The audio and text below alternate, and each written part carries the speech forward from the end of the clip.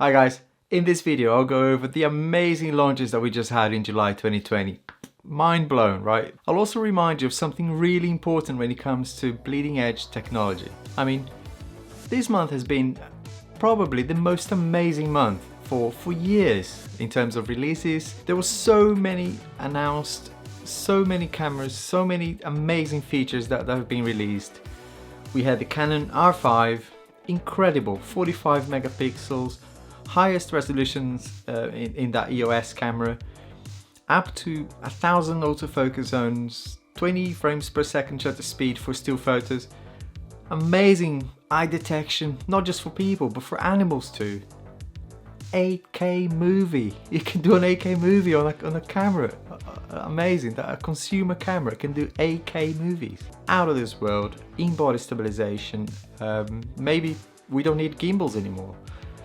Then we had the R6 as well at the same time, and the R6 has had a lot of the same features, just slightly less resolution and not 8K, but still amazing 4K at 60 frames per second. So incredible stuff from Canon. And then just this week, when was it? 2 days ago, we had the Sony A7S III. About time as well. We waited what, 3 years for this camera? About time. The Sony Alpha 7S Mark III. It has a new, more powerful sensor, new body with flip out screen, come on. The new sensor, large 35mm area, which means combined with the 12 megapixel resolution, allows for very large pixel size, relatively speaking, which allows for crazy high sensitivity, which means you can shoot in the dark, high image quality in low light. Incredible stuff. No 8K, but you can film in the dark. Darkness for the darkness for darkness. So there's a hell of a lot more to it. And what about recording 4K at 120 frames per second? It's nuts.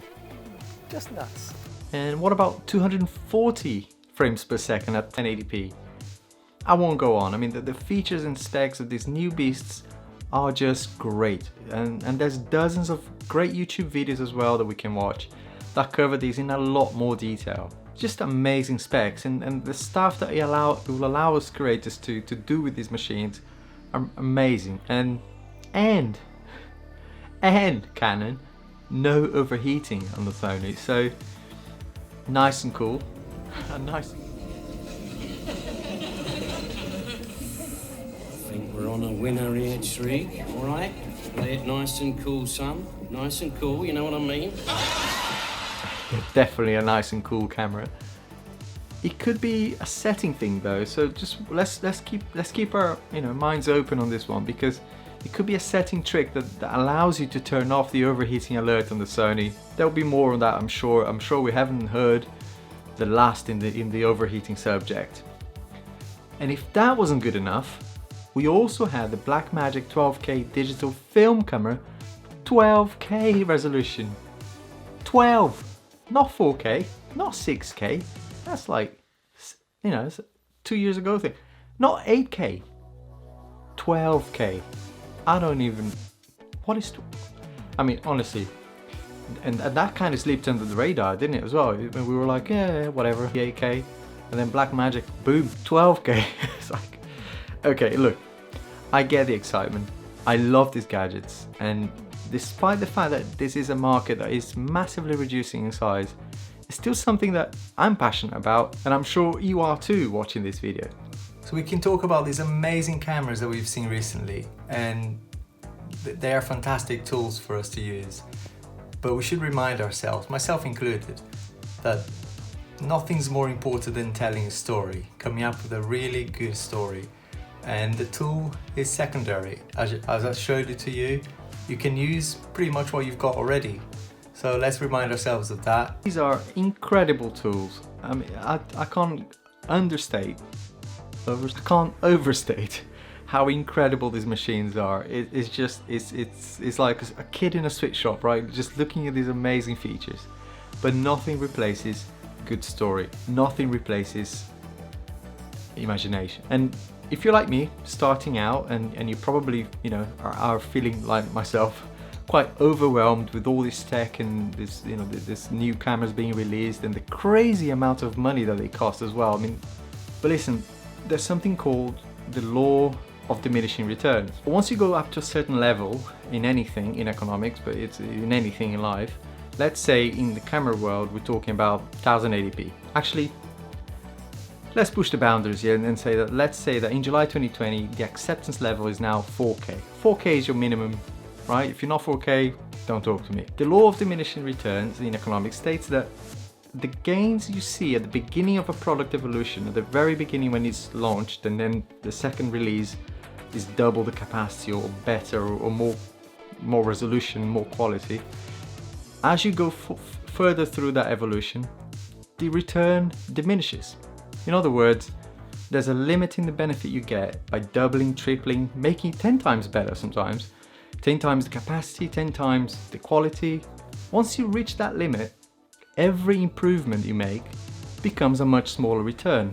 And that's interesting, because you're paying a lot more for that extra bit of technology, for that extra resolution, but actually, what is the return? And in some cases, it's going to be very hard to determine whether there was any return at all. In image resolution terms, it comes down to how much our eyes can see, or how much your device that you're watching the content can reproduce. So let's break this down a little bit further. This is an iPhone 8.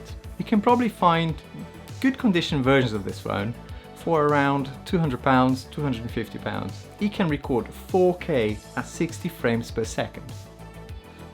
When was the Apple iPhone 8 released? On the 22nd of September 2017.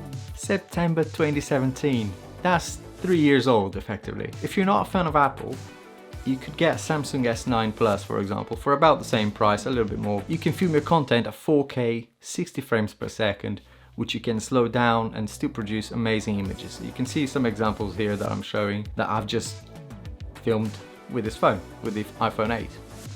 And by the way, YouTube can just about support that as a playback resolution, right? It wasn't long ago that it couldn't do 4K. So that's plenty good for most people. And if you're shooting for commercial reasons, of course, that's different. If you're shooting an ad for a client, that's absolutely different. If you're going for an epic style, slow motion footage, then absolutely. The higher the quality, the better the footage will look, absolutely. I'm not denying that at all.